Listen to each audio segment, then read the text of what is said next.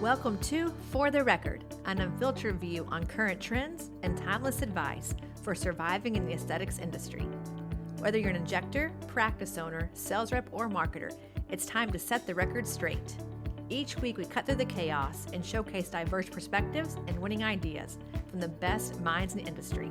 I'm your host, Dr. Tiffany Hall, Chief Growth Officer at Aesthetic Record. Now, let's get started on this week's episode.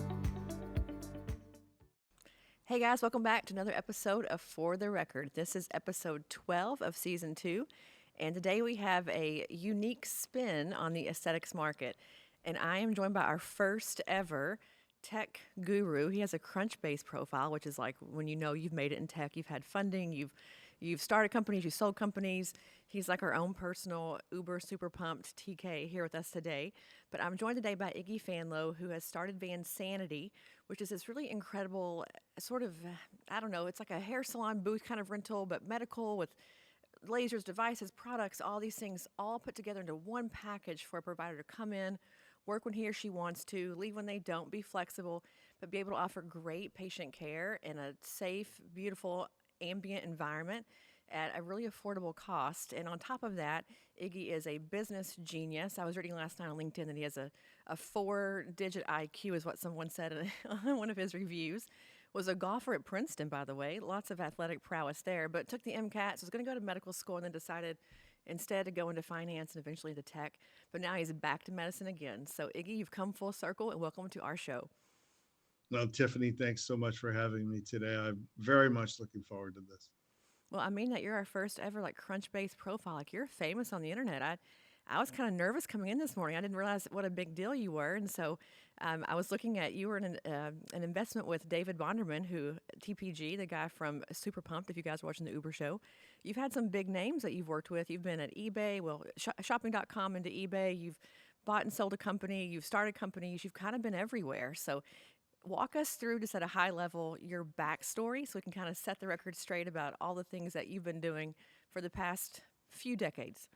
Yeah, well, I guess some people would call me a dilettante. So that's probably maybe the best way to start. So, yeah, I started on Wall Street. I won't go into too much detail, but I was there for 15 years. I was an engineer. So I was one of the first in the early mid 80s that was kind of trying to bring mathematics, if you will, to trading. Prior to that, in the 70s and 80s, it was very much a old boys network. And that quickly changed by the 90s. I'm sure you've heard the term quants and quantitative trading, and that really took off. So I had a lot of fun there. It was like playing video games. Um, but to be perfectly honest, it's a little bit soul crushing. You make really good money. You feel very energized and intellectually curious. Ideas are changing, or were changing all the time, but you're not really doing much for anyone besides yourself and your immediate family. Went and studied a little bit on Unix and HTML down at NYU over at night, and then decided to jump in the internet. I just got very excited about what the possibilities were, what was going to happen. And I've been in tech ever since. So it's been 22, 23 years. I've had some really good successes and some real abject failures. It's kind of, that's what happens when you're at the plate. Sometimes you miss the ball. The one that was probably the biggest was shopping.com. We went public. We got bought by eBay for just under $700 million.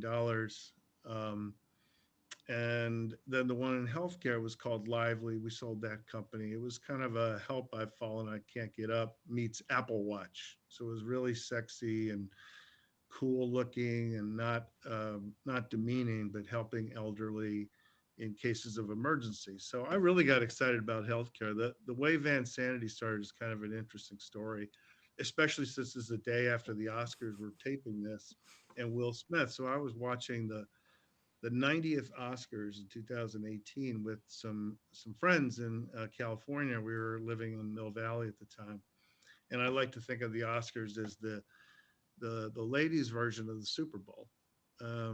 So we were there, and the ladies in the front sitting watching, and men were in the back. And I wandered on over, and they were showing these clips of 10, 20, 50 years ago even. And I could notice, and there were comments being made about people's hair and their skin and their teeth and all this stuff about their appearance that wouldn't have been, I don't know what to call it, acceptable, but wouldn't have been standard at the time. That the bar had just kept rising and rising and rising for what is considered the right aesthetic, right appeal. And then there was this clip where I saw something about David Beckham, the original metrosexual from the late 90s. And he was so out there back then, not a bit of body hair, tattooed, sculpted, probably using aesthetics products. And yet now that's standard. And so I sort of came to this conclusion that what is socially acceptable over the years, the decades, the generations, the bar just keeps going higher and higher and higher. And then hearing about Botox and cool sculpting and all these other products and services that have just taken it to a new level. You combine that with selfies and social media and people taking hundreds of photos of themselves, thousands, um, and you can see where it's headed. Less children, more discretionary income. It was kind of, oh my God, this is exactly what's happening.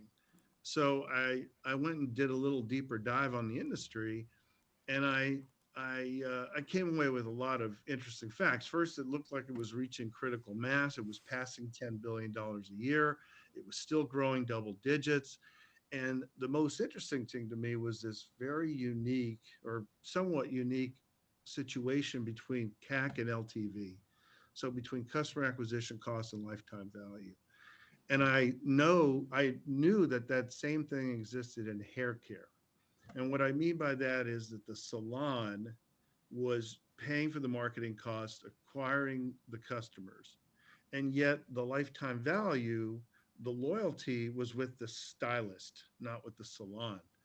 And quickly what happened, I assume in the salon industry, is they went to 20% booth rental because the salon owners aren't dumb. They're saying, "Hey, wait a second, I'm paying for the customer. You leave the next week, I'm out the money. I'm not getting a return on that marketing."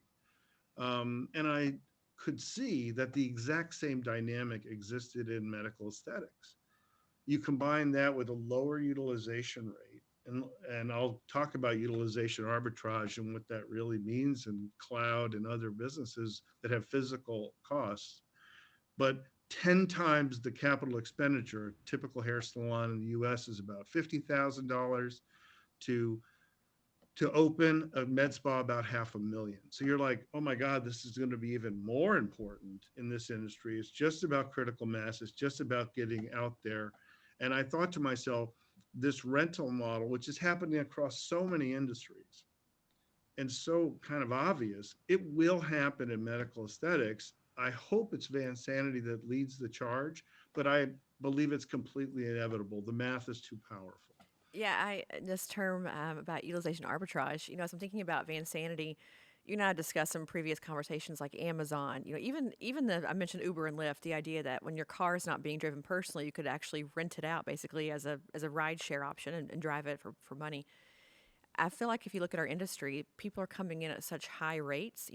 The bedside nursing is kind of waning, if you will, especially after the court case that just came out last week with the whole murder.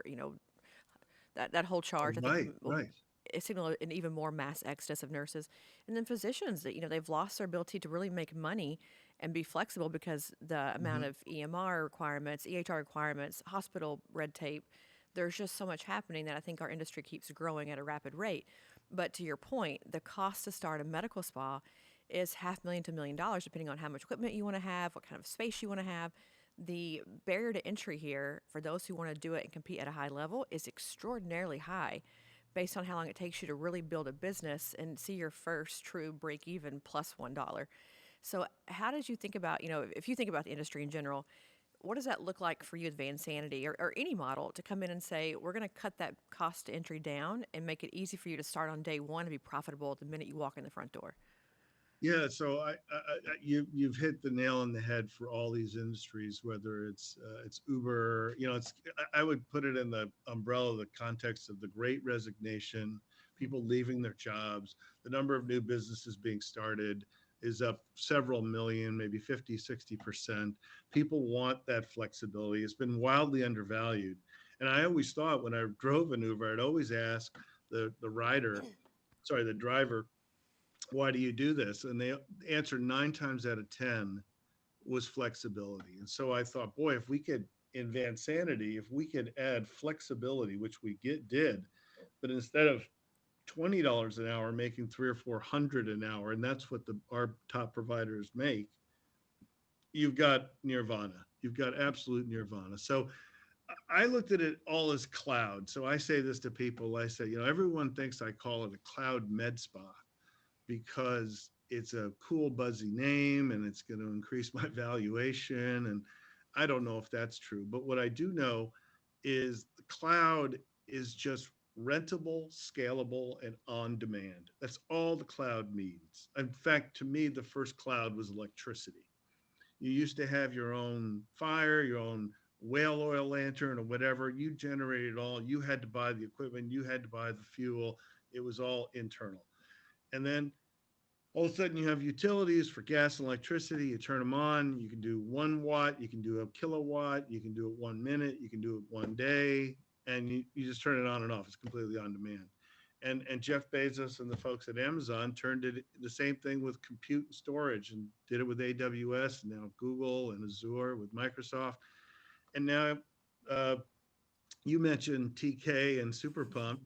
TK is now a large owner, if not the majority owner, and CEO of a thing called Cloud Kitchens.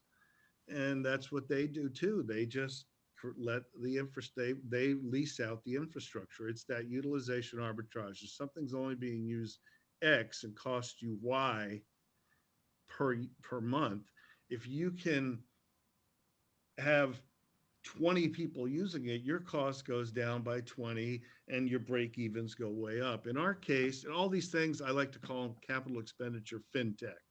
That's really what it is. It's CapEx fintech. And so I said, listen, if we can rent it out by the hour and not make it a fixed cost at all, you literally make every single treatment profitable if they're doing a treatment. So a typical um, injector that comes and rents our space will, let's say, do 2 Botox treatments. They'll charge 500 each. That's 1,000 in revenue.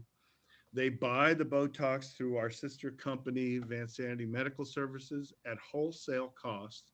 So let's say they pay 350 or 400 for the Botox used, and then they pay us $99 for the hour in the room. They net in that 1 hour $650. It's fantastic. It's fantastic for them, and they have no out of pocket costs.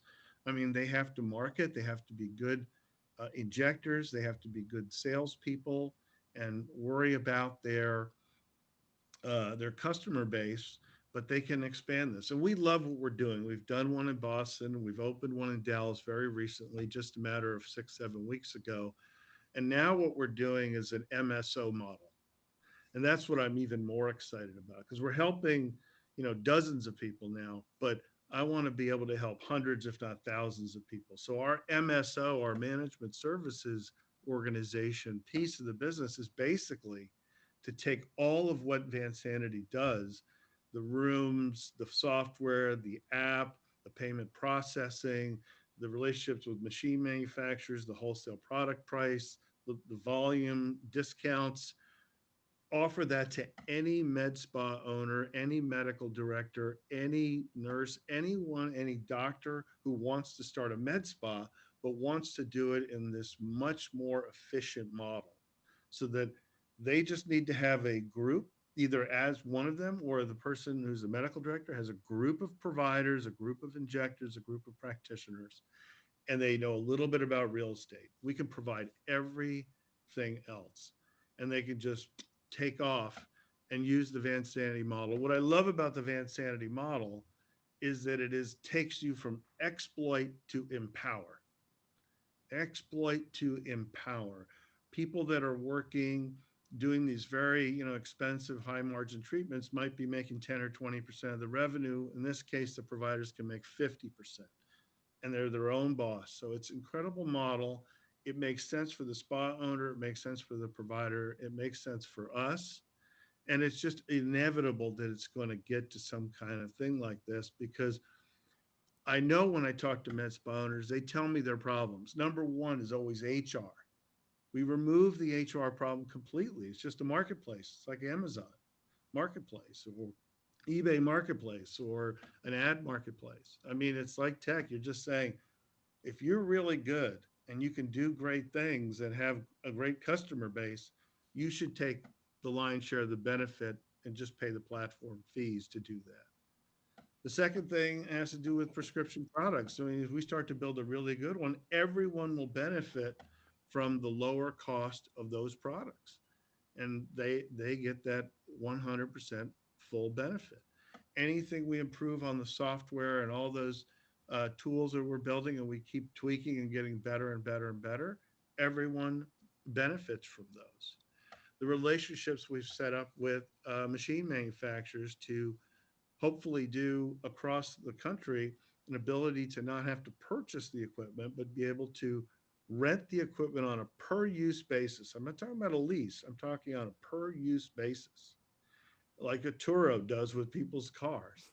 So I think there's just so many positives. And then there's just no capital expenditure, too, essentially. They don't really have to do much. They outfit the space, and that's it.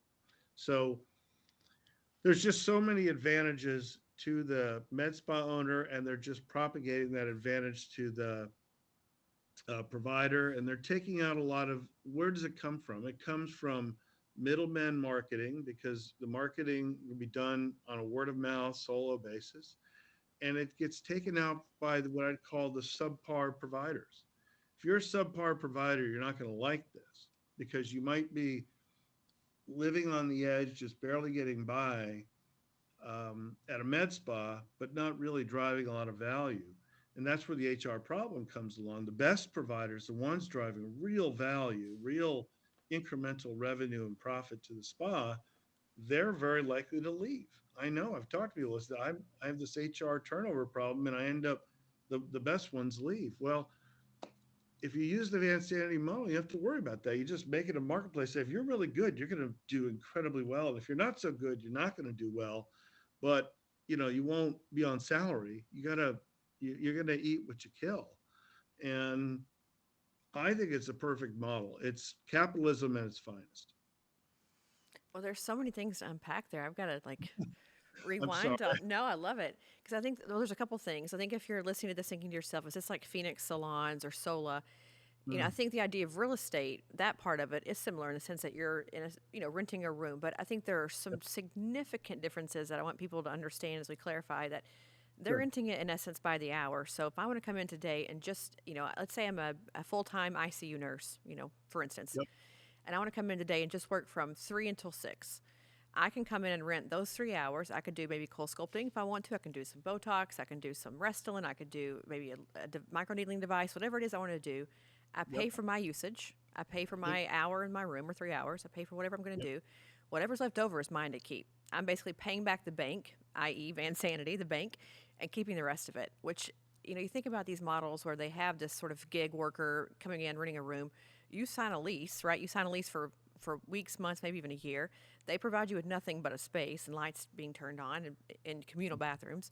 You're Mhm. providing so much more to the provider than just that. So kind of backtrack to that part again about what all people get, because I feel like this, even as a med spa owner who isn't doing this model, thinking through the idea that utilization, what all that entails and what you're actually using, and the fact that when you're not using cold sculpting, it sits there, you make no money on it. It's a cost to the practice. In this model, it's a cost to you. Provider Right. bears nothing. In the MSO model, they bear nothing. The model is just it's a win-win for the people on the injecting side or the provider side of the business, Yeah. really always. Yep. So I'll walk through it. So I'll go through the med spa because I'm so excited about MSO. First thing they don't have to worry about is HR. Let's start with that again. They open themselves up to any qualified and insured injector or practitioner, and they don't have to worry about Social Security benefits and all these other things. These are individual solopreneurs coming in, And the best ones will love this model. They will flock to it because it's so powerful for a great, top provider. So no HR issues. Second is no expensive patient marketing. So we talked about that before. So I'm a spa and I'm out there, whatever the radio or flyers or discounts or Groupons or whatever they do for marketing to try to get more patients, social media, try to get more patients coming into the spa. They don't do it. They have no patients. It's not their patients, it's their provider's patients. So they completely eliminate the marketing line for patients. They might have some marketing to attract providers, but we have found that it's so powerful and so positive that 90% of our marketing is just internal referrals because people are so excited about this opportunity. The next is prescription products. So, as part of the Vansanity network, we keep building more and more and more scale. And I would be surprised actually if within a year or so we are not one of the top handful of purchasers of virtually every prescription product on the marketplace. So you will benefit. Our goal has always been to give the products at our wholesale price. Sometimes we charge 2 or 3% for handling or credit cards, but we're not looking to make money on that at all. Um, and then the last thing is the capital equipment piece. Again, we have been able to work with 2 or 3 top capital equipment providers that are intrigued by our model. They understand the whole marketplace has sort of moved to that. The most obvious example is software. It used to be installed, you'd pay a big fee to get it integrated. Now everyone's using SaaS, software as a service. And so I like to think of the same thing for devices or machines and call it DaaS or MaaS instead of it's devices as a service or machines as a service. uh, Allergan, to a certain extent, with Cool Sculpting, didn't do it 100%, but they pioneered it by making the consumable the high margin item. Again, other analogies is razor blades. You kind of give away the razor to get paid on the razor blades. We're all retreading old ideas that just make more sense. And then from a valuation perspective, whether it's private equity or public markets or whatever, this recurring revenue model is just valued much, much more highly. And when you have good products that have good retention and high efficacy, honestly, the machine manufacturer will make a lot more gross dollars as well as a higher valuation with a great product. If it's a kind of faddish product, then yeah, they probably want to sell the machine. They don't want to rent it. But I'll be honest with you, that just leaves a bad taste in everyone's mouth. If you get a faddish product that spins out and you've purchased it, you have a bad taste in your mouth.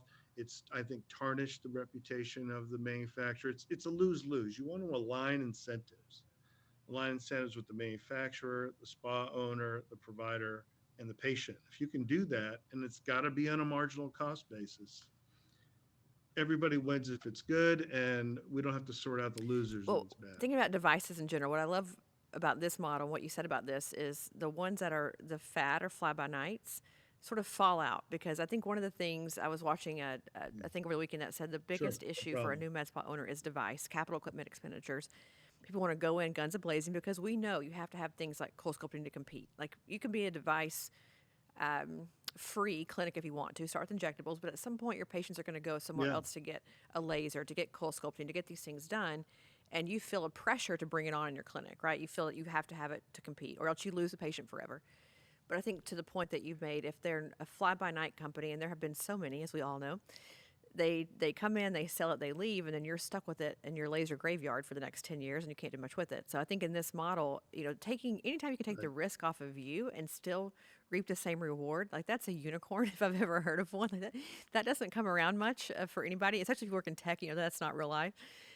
You have to bear all the risk and you just pray to God you get a reward. It's a much different model.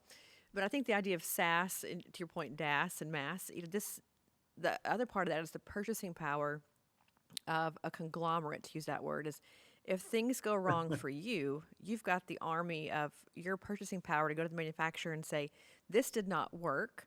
This is not working for us. I have a problem. If, single provider nurse, Sally Jones goes to the manufacturer and says, this didn't work for me. Like, well, Sally, you bought 4 vials of Botox this year. We don't really care about you. Like, Uh-huh. hate that for you, but you're, SOL. I think there's this other part of it that there's so much power in numbers. And as a SaaS, we have a very similar model, right? Right. For AR, we charge a very low fee per month because our desire is to get, yeah, like ridiculously low. Like it's again unicorn, but the idea is that we want to get critical mass. To your point, because Right. we feel like to give people a compliant software to be able to do online booking, to be able to do processing, all these things that you mentioned as well, the industry becomes better off for it long term. So critical mass is the key. Super low. But Super people low. look at that and they think this can't be true. Like this isn't real. But I think when you come to it from a your word utilization arbitrage mentality, thinking about server space and in your case room space, it makes perfect sense because if I don't have critical mass, people aren't using it every single day all the Mm. time for different various reasons. I can't survive. You can't survive, right? We need to make it where it's affordable for people to come in. But I think the pushback from med spa owners who are not in this model, they're going to say, there's no way that's possible. Like they must be giving things away for free. They must be using products that aren't real. They must, all the reasons why this can't work. But I think you found a way to make it work. And so, I envision this is going to be the model going forward. I have no doubt that as the influx of new nurses and doctors come in, we will have no choice. But I can see right now the writing on the wall, people saying, Iggy, this is not real life. Like, how are you making this thing work? And so you're a numbers guy. Walk us through some numbers and some different things on how this actually works, how you guys sustain, and what the average provider, you mentioned some numbers with Botox before, what the average provider, Yeah. even doing like gig work, right, a couple hours a week, what they're seeing as far as profitability. Yeah, sure. Well, listen, again, I said it was happening across the world, like it's cloud kitchens, but you can think of Airbnb, you can think of Uber, you can think of VRBO, like that. People are making the numbers work. Like I can get an incredible house, for a few $1,000s a month in a vacation spot. I couldn't afford that. So how does those numbers work? Well, because there's, 14 weeks in the summer and that gets split over 14. The landlord makes money and the tenants get a good deal. It's again utilization arbitrage. If we use things so little when we own them, why do you think NetJets exists? Or Wheels Up? It's our utilization arbitrage, capital expenditures that can be split across. It's the cloud. It's the exact same thing again and again. Getting back to your question, our best providers, and I will say I anticipate the same power laws that exist everything in technology. And a power law, for those readers who don't know, it's this very steep curve that says that the very few will garner most of the pie. That's true in wealth in our society because of technology, because of the internet, but it's true at Amazon Marketplace. I'm going to get the numbers slightly wrong, I'm sure, but I do know that directionally less than 10% of the merchants on Amazon generate more than 90% of the sales. I assume the same thing will happen. Those providers, and God bless them, they're very motivated, they're very disciplined, they're very hardworking, they realize it's going to take real energy and effort.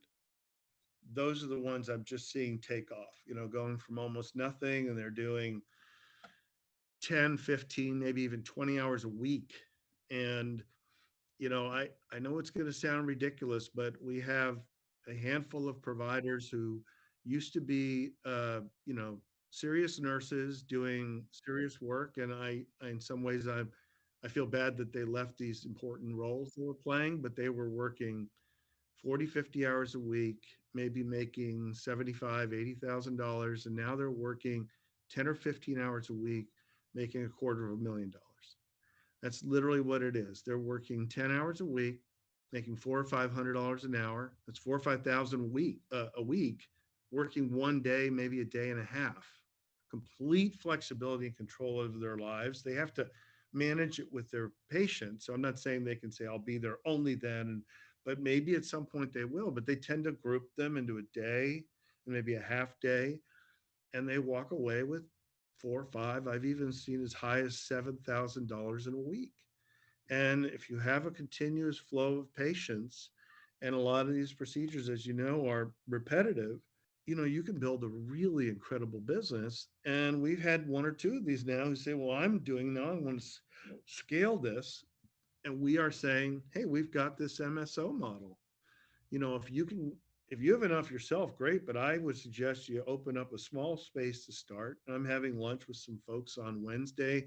We've had 5 or 6 conversations in Arizona, California, Florida, Georgia, Maryland, and Massachusetts now, where people want to take a small space, 4, 6, 8 rooms, and say, let's do this MSO model. Let's group anywhere from half a dozen to 50 providers, whether it's friends or a medical directorship network, and we can make the math work. You really, really can. It's not like we work where the break even um, is something like 60% occupancy or utilization. When you break it down to the hours, some people might say $99 an hour, that's crazy if I multiply by blah, blah, blah, blah.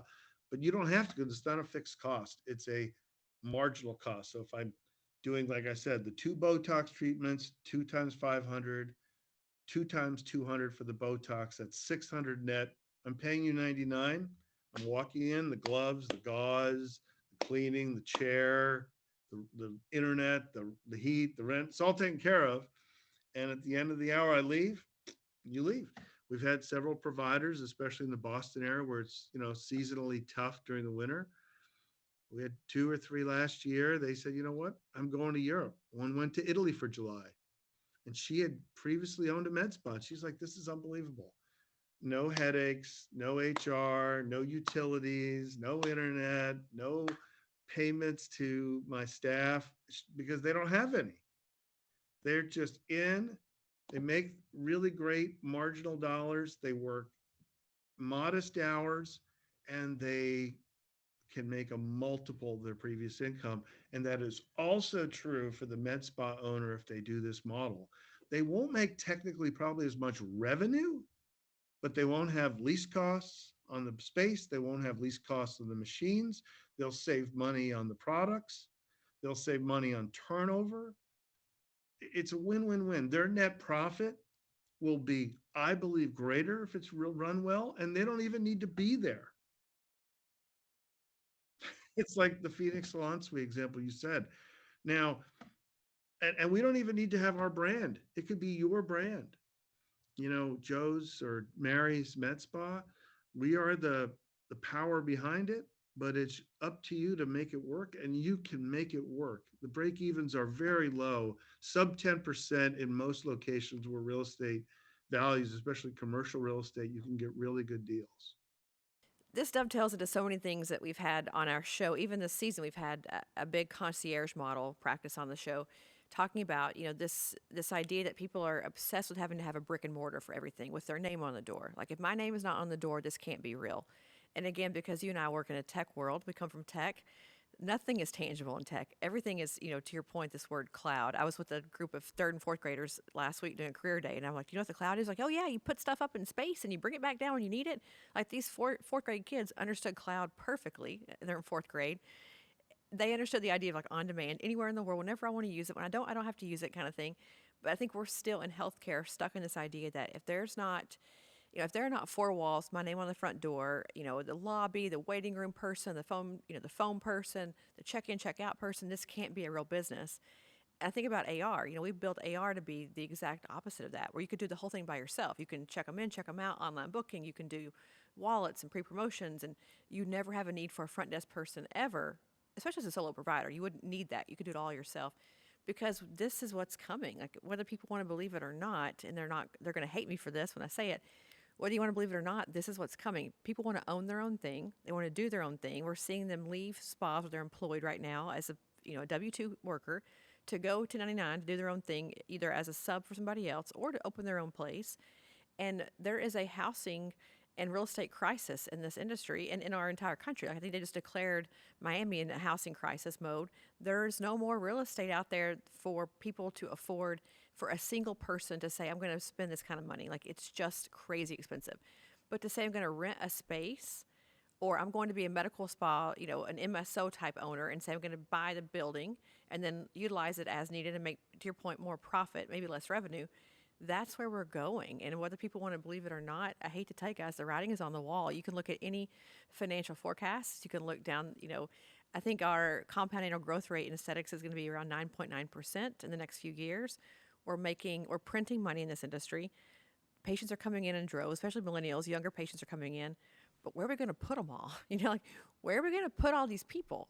Because there's not enough money, not enough, dry powder, if you will, not enough private equity money or VC firms who are going to take a chance on a person who's brand new in this industry to say, "Yep, I'll front you a few $1,000,000 to build your med spa," who's never done anything in aesthetics before. Here's a couple million. That's not the way VCs work, and people keep waiting for the money to just flow in. I'm like, it's not going to come unless you've built something that is scalable, that can be succeeded beyond you as a human, that doesn't have your name on it, that can, propagate and proliferate without you in it. This is that kind of thing. So I'm thinking about, long-term plan for you. If I'm a VC, buddy, I got your number. Like, this is where I want to go. I want to open up 50 Vansanities and really take advantage of this arbitrage idea, this cloud idea. Like, this is, I think, I'm going to revolutionize the industry. I mean, I feel like this is like, you mentioned, the internet. Like, this is the Andreessen, this is the Bill Gates idea back when Netscape and Microsoft were fighting, and like people thought they're all crazy. And now look at us now, like, oh my God, we couldn't live without, the internet. This is kind of that moment for our industry that we've got to decide what team we're on. And I just feel like this thing is going to grow like a wildfire, especially here in Dallas. And I know you guys are 6-7 weeks in, but I can imagine it's going to have the top blown off of it very soon. Well, it's very kind. And I want to say, first of all, Aesthetic Records, we use it. We think it is incredibly low price. I keep trying to think it's too good to be true. We love using it. We're going to offer it, what your service, to every single one of not only our providers through Vansanity, but through our MSO model. We think it's a complete no-brainer. I think we will probably absorb the cost of it through our model and just make it kind of a must-have. I think you guys are so far in the lead on that. But it's funny that it all boils down to utilization. So if I go to the typical med spa here where I am, west of Boston, I mean, I don't know for a fact, but I do know 80% of the time I drive by, nobody's in there. They're probably using it 4, 5, 6% of the hours that are in there. The really best ones are probably closer to 20 or 25% usage. But if you have a shared model, and instead of having your 5 injector or 6 injector employees, you've got 100 that can rent it. By definition, it'll be used a lot more. It's why rental car companies, I mean, the analogies just overflow, gets used. I think it's about 30% of the time, where a typical car you own is used about 6. Um, New York City cabs, people don't know this. A typical cab in New York City, I lived there for 15 years, gets driven 250,000 miles a year. 250,000 miles a year, because you have different drivers. Obviously you're running the thing 24/7. Well, it's 24/6. One day they service and change the oil because they're doing 5,000 miles a week. But all these things are the same thing. It's this: if we can take an asset that can handle the wear and tear, you're not going to beat it up, but if you can say there's a lot of empty space, we can fill it up with providers, with patients, and spread that cost out. Everybody can win. Everybody can win. You talked about the world is changing. I mean, I just started watching Super Pumped, but I know the story from my Silicon Valley days. The status quo. I laugh because whenever I do a pitch deck to an investor, they always want you to have a competition slide. And in any startup, disruptive or not really, but mostly obviously the disruptive ones, number one competition is status quo. That's it. I mean, that's what Uber was facing with the politicians too, and the taxi limousine commission. There's a lot of vested interests, but they finally, now all they wanted him to do was offer the service to the existing cabs, and we're already doing it day one. We're right now saying, okay, you're a med spa owner, I come into your town, and I have Vansanity, I'm trying to get all the providers, and yours will eventually migrate over to our model. You're going to be left holding the bag. I could see how you'd be mad. I can see how the tax limits. We're saying from day one, yeah, we're putting a few med spas out, a few Vansanities our own, and who knows how many we'll do. But at the end of the day, I'd rather if you told me, Iggy, you're here with Boston and Dallas, and you've just launched the MSO model, and I will tell you, we haven't done 1 cent of marketing yet. We just had reverse inquiry. People saying, I want to do a franchise, I want to do this, I want to do that. We're like, oh, let's talk. If I'm sitting here 2 years from now, and instead of having 10 Vansanities and no MSO, I would prefer 2 Vansanities and 100 MSOs. And we haven't done another one. And we've just, because we can empower so many more people. Med spa owner, and then times 10, 20, 50 number of providers across the country and across the world to bring sanity. That's where Vansanity comes from. Vanity is sanity. Brings sanity. Feeling better about yourself makes you a better person, gives you warm fuzzies as opposed to cold pricklies. And at the end of the day, these treatments, all this stuff, weight loss, um, exercise, I mean, that helps for health reasons. But a lot of these things that make you healthier and make you feel better, make you look better, I believe 95% of it is how you feel about yourself. And I had the very good fortune of having a woman by the name of Laura Carstensen, who's a professor of psychology at Stanford University for a little over 25 years now. And she was on the board of one of my startups. And when I told her this idea, she said, "This is just amazing," because that's the way it is. People are focused on their movie, not on everybody else's movie. And so you want to feel good as a star of your own movie, and that's what this stuff can do for you. Whether whether other people notice or not, that's a nice added benefit. That's the cherry on top. But the cake and the frosting is, how do you feel about yourself? Well, I want to take a little derail to what you mentioned about, even mentioning super pumped about compliance and about the taxi cabs.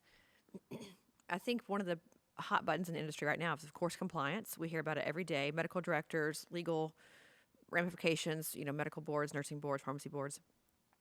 If I'm looking at this model, not understanding it, I know quite a bit about it, just having met with you several times in the AR relationship, that you guys do a lot to ensure that who's coming in, the right medical license, that they have medical directorship, that, they're taking care of their own business.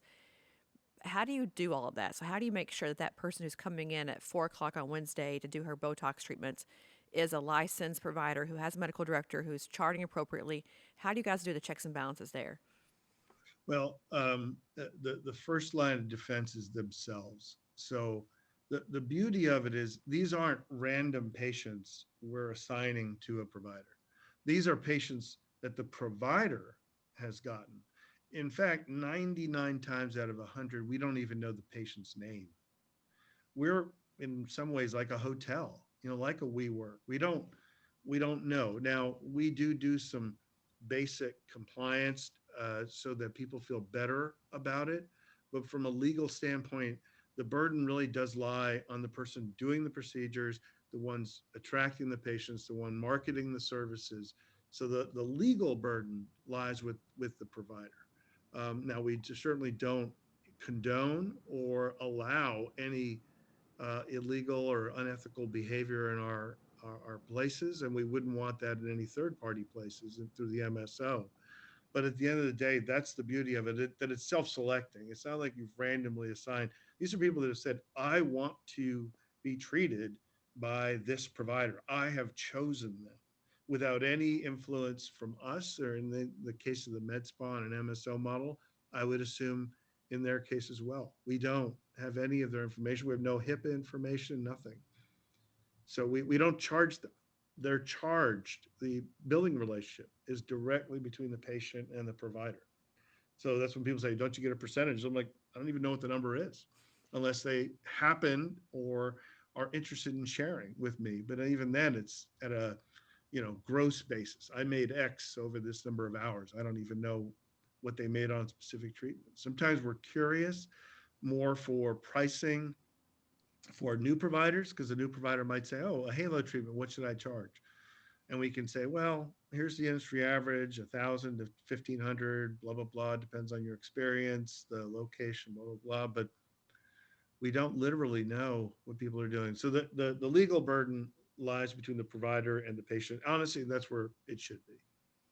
Yeah, that's where it should be, period, right? That's the whole idea of the medical industry, which is frankly right now a bit of a crisis in some ways because the states don't even know what they're doing right now. The states aren't sure. That's I tell people all the time who ask about AR, like how much do we get involved? Like we can't. State laws, regulations change on the daily, especially when it comes to nursing, scope of practice. If you are an independent provider state, independent authority state or not, these things, it takes a person at a manufacturer a full-time job to keep track of all that. There's no way to expect a small business, and I think in our case, we both are considered to be a small business to be able to do that as well. It's your license, it's your butt. You gotta know what what you can and can't do in your own state. So I think you're purely consumption. Like you're in essence you're just a consumption model, if you will, whatever products you use and whatever your hourly rates are. But the second part of that is I'm thinking about all the new people coming in who just want a place to inject while they're deciding if they want to come into aesthetics, period. Like, do I really want to do this as my long term plan? Do I really want to leave the ICU? The second part is the training aspect. In our industry, training is such a big issue because there are no fellowship programs, there are no certifications. It's about what you might read on Instagram. There is no program to certify someone. How do you help people, or do you help people connect them to trainings, to manufacturers, to where they should go to get more experience with injecting and with devices themselves? Yeah, no, we've partnered with a couple of great folks, primarily LexRx here in Boston. But we have a series of nurse practitioners that are certified in training. One of my partners, Dr. Mike Tantillo, is certified and has done an accredited course. But at the end of the day, yeah, we would love to connect people with with certified trainers, and we do. We have another person in Dallas who uh, wants to do training in our space. And we're like, yeah, as long as you're certified, we have some space we can rent downstairs too for didactic. It can sit about 40 or 50 people. And then we have these, 200 and the corner office suites are like 240 square feet. You can comfortably fit a half dozen or more people in there, including in, besides the teacher and the model. So, we absolutely want to encourage it. We don't want any unqualified folks uh, participating, and we do in our specific cases. If we were an MSO model, I think it'd be harder. But we do require medical directors as per state licensing, and like you're right, in Massachusetts during COVID, an NP's got a temporary, I don't know the right word, reprieve from having a medical director, and that temporary became permanent. So in Massachusetts, NPs can now be medical directors. In fact, if I believe they need 2 years of training. Don't quote me on that, but they don't need to have a medical director themselves if they're injecting. Yeah, I feel like the training part, if nothing else, just to get experience with the devices. Like, what a great opportunity if you're a newer injector who's like, I would love to learn all these things. I don't have access to it. I've gone to take a course. I've learned about Halo, for instance, to use what you were talking about, but I don't have access to buy one. I can't afford that, but I would love to keep using it because I think it's a great device of which I would love to use, but I don't have, again, the capital. What a great chance to be able to say, yeah, I can use it here. I can see patients here. I worked for Galderma for many years. I think you know that I was a sales rep for a couple of years, and I had many practices who at night would rent out their medical spas. This exact same idea.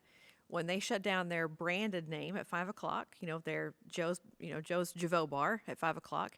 At 6 o'clock, it could be a rental by the hour, and they could use their devices. They could use, and the contract basically is what you said. It's like you don't work for us. You are renting our space on a consumption basis. Whatever you use here is by your own authority, whatever that may be for you in your, in this state. And it worked out great because they were like, I'm not going to work at 7 at night. I'm going to go home with my kids and be at home, but I'm going to make money at 7 p.m. and be able to open up my medical spa to people who would otherwise not have access because they work all day, they can't come to our hours, whatever it is, to a provider who I think is pretty good. I've at least checked their credentials and they're good at what they're doing, and I'm hands off. Like it made sense then, and that was 6 years ago, 7 years ago actually, and it makes sense still now. And so I think that there's something to that. But I just for me looking at Uber, Airbnb, cloud kitchens, even rental car companies, all these people who are doing it, and they Turo. right? I mean, people rent their car when they're not using it. Absolutely. There's just a, and even thinking about Stitch Fix or Rent the Runway or these handbag Right. companies where you can rent a Louis Vuitton today and turn it back in tomorrow and you don't need it anymore. It's just kind of the wave of the future. But beyond that, as we look at the industry in general, because you have on these glasses that happen to see things, I believe, before they happen.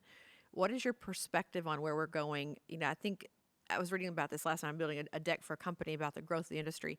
New indications coming out, different populations. Men are now going, they're at 7% industry wide as our population. Lots of new trends coming in. What do you see as the growth factors and where we're going industry wide in the next like 5 years, let's say? Well, I think it gave people the time and space to reevaluate.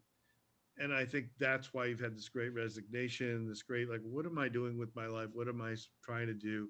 Flexibility has been wildly undervalued by everyone, employer and employee. So I think this, I call it back to the future, back to the days of the butcher, baker, and candlestick maker. And you were a sole proprietor and you were you could call it gig worker, but solopreneur. I think we're going back that way. I mentioned this on a couple other uh, broadcasts, but I'm a bit of a econ nerd, and there's a fellow by the name of Frank Coase, and I'm probably bastardizing his name, Coase. Um, he wrote a paper in the 1920s, I believe. He didn't. I don't believe he got a Nobel Prize because you have to be alive to get it. But he, I'd say, proved mathematically and through logic that the only definitive reason for a firm, for a company, is transactions costs. And if you can reduce or eliminate transactions costs, which technology is doing at an incredible level, then we can all be independent proprietors that just connect to each other. And we have so many examples of that. I mean, the biggest one in the sort of corporate space is what Bezos, again, Amazon, did. I mean, it's such a tough competitive space and they own it. With the cloud at first, they made them arm's length to each other. They said, you don't have a captive customer. You are arm's length. You only connect through an API. So you have to stay lean and mean in each individual business unit.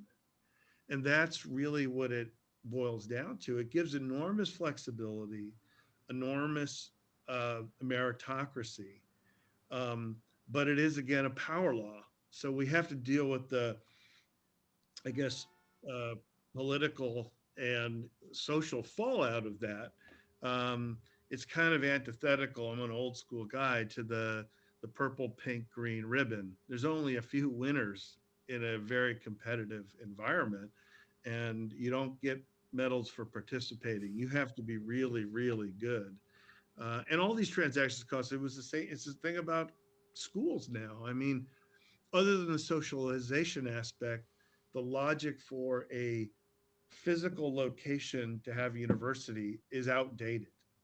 With this, look at you and me. I'm in Boston, you're in Dallas. We're communicating like we're sitting next to each other. Same thing could happen with online learning, but there's a huge brand value, there's a status quo, and the signaling events that happen and branding that happen with the degree. But you could expand it. You have to watch it. It's like, if everybody has a Gucci bag, nobody has a Gucci bag. So it's an interesting one. But transactions costs are going to zero. I think the world is moving to an atomization of worker and company, and the gig thing and this resignation, I think it's just the tip of the iceberg. Well, I'm also an econ nerd. I spent a lot of my grad school year studying, the economy and how things worked. And I think about even Adam Smith. Let's go back to the very beginning of like the stock market and the way economics even works. The invisible hand. Thinking about the marketplace is being pushed to this model. To your point, I think the gig economy, what you mentioned about the brand, it's so incredibly powerful that I try to get people to understand. I do a lot of consulting work all the time that there is nothing special about a medical spa except for the brand, because we're all doing the same thing. We're all transacting. We're all delivering a product, getting payment for it, and the patient leaves on their way, right? There's nothing different. your only chance to succeed is to be faster, smarter, more efficient, less expensive. There has to be some reason for them to choose you besides the fact that your waiting room smells really good and you have really great decor. Because at the end of the day, a patient will choose the efficiency within their life, the lesser cost, the better outcome, over the fun and the frill and the thrill of being part of your world. Mhm. 9 out of 10 times. Eventually, the marketplace will push us there, and you're starting to see it now. You're starting to see med spas that are pared down. They don't have all the fancy things. They don't have all the big, sexy billboards and sexy front, retail space. They're looking at how do I make this procedure cheaper, faster, better for my customer, my patient, and Mhm. not doing Groupons. I just mean finding to Vansanity, finding ways to be more efficient, to have less Yep. overhead cost. At some point, we're forcing people to get smarter in business, which I think backs into where our industry is having a struggle right now. Is that there's not a lot of business-minded people here, not because of their, not because they're not geniuses in their own study, field of study, but because they're not. They don't grow up in business. They don't grow up going to, to Princeton. They don't go to Harvard, to Stanford, business school. Is we have to accelerate the learning curve of business really fast, or else the industry will leave us all behind. And we're in our infancy as an industry. We all know that, but we have got to speed up the business acumen and how the business side of things works here, or else the costs keep going out of control. And the more that we charge for things, and the more that this industry we're on a bubble. I feel like we're at the tech bubble, we're at the .com bubble of the 90s to the early 20s, and it's going to at some point burst. And those who have found a way to survive and to be lean, mean, and efficient will stay, and those who have not will not. We saw it during COVID. We saw people who had things on the shelf, inventory on the shelf, just sitting there, thousands and thousands and thousands and thousands of dollars of inventory just sitting there because they bought a promotion. They get shut down, and it's all just still sitting there. You can't sell things if there's no patients. So I Right. feel like we're at a turning point. We're dental, 20 years ago, where we have to Mm. get smarter and get smarter faster, or else the economy, the economics of it, the capitalist model of it is going to, in essence, leave many of us behind. So Brand is going to the individual social media and tech. It's going to go to the same thing's going to happen with the injector, the provider, and the med spa owners, or the small little one or two person shops that want to sell themselves to private equity for 5, 6, 8 times EBITDA. They're not going to be able to do it because it's just them or one or two. But if they have this med spa platform, I think the Vansanity MSO platform, and they've got 30, 40, 50 providers and just a handful of rooms, they've got a sustainable business model that they can sell. I will even take it one step further. We use the Amazon, or I use the Amazon Marketplace example. You've seen private equity and others go in and roll up merchants. Same thing can happen with the Vansanity MSO model. We empower, God bless, thousands of med spas across the world, whether they're 3 rooms or 30 rooms or 500 rooms, whatever, but there's dozens and dozens of providers underlying that. That takes away the single provider risk, the single injector risk. You now spread it out, and it's an investable asset. So, if nothing else, I have a ton of pitches of why the person should do it for a cash flow basis, but from a valuation basis, you say instead of the top 10% of med spas being sellable, I think the top 30 or 40% could be sellable. yeah, that EBITDA, the multiplier, is where it kicks you every time because you want to sell for 5, 6x what what you think, yeah, what you're worth. But it's hard to do. And I think as we look at even the nurse ownership without an MSO, so people who have a med spa that they own and they can't legally own it in their state, but they own it as a business. It's not an MSO yet.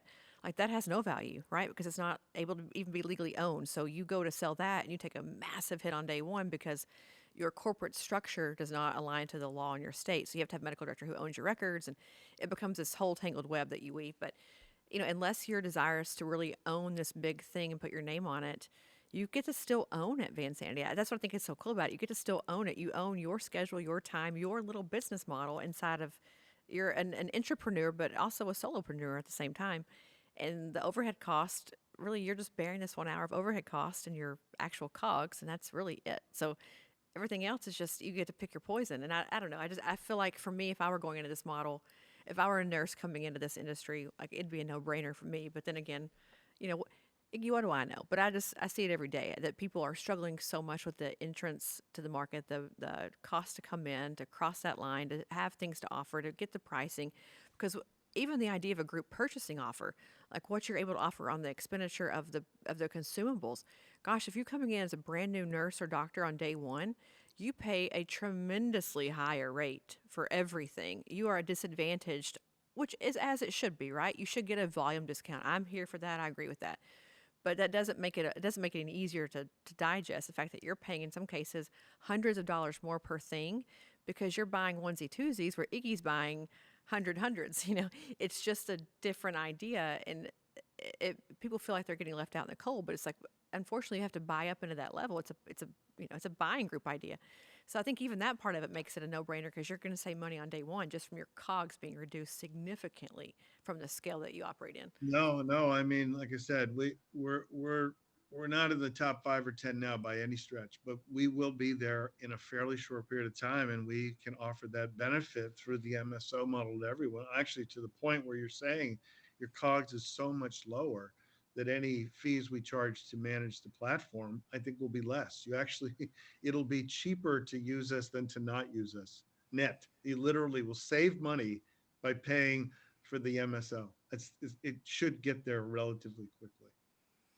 And if you've been listening to this podcast thinking about what is capex, what is net, what is net, what is a gross, what is a EBITDA, all these words, I recommend strongly that you go today, tomorrow at some point, and go look up a lot of these financial terminologies, these different things that you're hearing, because this is the kind of stuff that, especially in evaluation, you have to know all these things. You better know all those numbers on day one. But also, as you're making decisions for your business, knowing your contribution models, knowing all these numbers, your HR costs, your gross versus your net. What is profitability versus revenue? That one's a big one in our industry. Like, I think I'm making a lot of money. You're making a lot of top line, but your costs are out of control. Really understanding those ideas and those numbers makes the decision in many cases much easier, especially for this model. You'd be like no brainer, but also just as a business person knowing the information. But I digress. But we're like at an hour, which is shocking for me. I feel like we just started our conversation. I think it's been an hour, yeah. So give us all the details about how to find Vansanity and how to figure out joining this either as an MSO or as an independent provider in one of your markets. Yeah, so you can find us at vansanity.com. That's the way if you want to be a provider in Boston or Dallas, where we are. And you can reach out to me at Iggy at vansanity.com or our head of business development, Shannon Severin, at Shannon at vansanity.com. Just you can find us on the website too. But yeah, we have not, like I said, we have not done any marketing. There's nothing on the website about the MSO. It's this early. We were going to launch it in the second half of this year, but we've actually had, like I said, half dozen or more, maybe even 8 or 10 people reaching out to us from across the country. How do I start my own Vansanity, whether it's a franchise or not? And we're like kind of overwhelmed. I mean, I would say this one thing, and I don't know if it's true. It's just my observation um, that getting providers to go from employee to solopreneur, a lot of them would like to do it, but it's still a leap. It's still a big step psychologically and emotionally, and that takes some handholding and some time and some great explanation. I think the beauty of the MSO model is that we're going to be able to move much more quickly there because we're dealing with people that are already existing business people. They already are a medical director and have a network. They're already a spa owner. They're already a practice owner. And they're like, okay, I'm just changing my business model. I'm just, you can almost think of it as like I used to be a car dealer and I only sold, and then we went to leasing. And you're changing the way you're doing your business, but it's the exact same business. You're Yeah. changing, you're eliminating all the big headaches of HR and costs and capital equipment and marketing. I mean, it is a no-brainer in my mind. You'll make more profit almost certainly, um, and you just have to kind of take that leap. And the funny part is, I think once one or two in your area make the leap, the pressure will be on for everyone around them too. So I suggest everyone take the leap first, otherwise you could be left behind. I couldn't agree more with all the things that you're saying. And so I can't wait to see, even 1 year from today, where you are and how this is growing. But for the record, you have been a fantastic guest today, and I've enjoyed having basically a tech conversation sprinkled in with aesthetics and with, economy and all the other things. So it's been a very fruitful discussion for me and also for all of you, hopefully, to understand the ways that you can look in this business and find different avenues to make money and different ways to think about how you start your business. And I think this Vansanity model is an exceptional opportunity. And I'll put all the show notes for this with all the contact information, the email addresses, everything on there for you guys to see. But Iggy, thank you so much for coming on today and for sharing with us all of your brilliant and futuristic ideas. We appreciate it. Well, you're very kind, Tiffany. I really appreciated this. I look forward to seeing you soon. Yeah, I look forward to it as well. Guys, we will see you all with another exciting way to innovate and survive next week. See you next time. Thanks for listening to another episode of For the Record. This podcast is not intended to provide legal or medical advice. It's for entertainment, education, and information purposes only. For more information on this week's guest or to get started with Aesthetic Record, email us at info@aestheticrecord.com. Be sure to tune in next week for more fresh perspectives on disrupting the status quo and surviving in the aesthetics industry.